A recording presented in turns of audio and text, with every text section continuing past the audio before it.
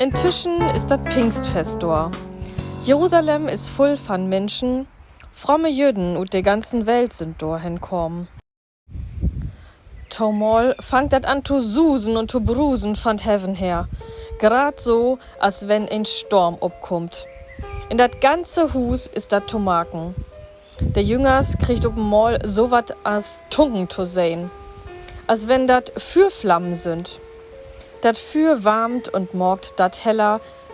Man brann, deit dat nicht. All de Menschen will dat sehen. Se wundert sich. Elk ein kann de Jüngers verstorn. Jed ein hört er in sin eigen Sprach. Petrus geit ruht ut dat Hus. Wundert jau nicht, sech hey.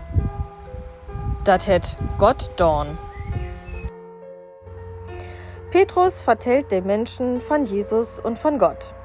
Je wät, dat sie Jesus an Kreuz schlagen hebt. Man, er ist nicht tot, er lebt. Er het us den Heiligen Geist stürt. Petrus mogt den Menschen maut. Verlaut jo driest ob Jesus, blieft bi us, lot jo döpen. Viel Menschken mogt dat so. Se lot sich döpen. Se blieft binanna und dankt Gott. Ein helpt den andern. Kien ein soll dat schlecht gorn.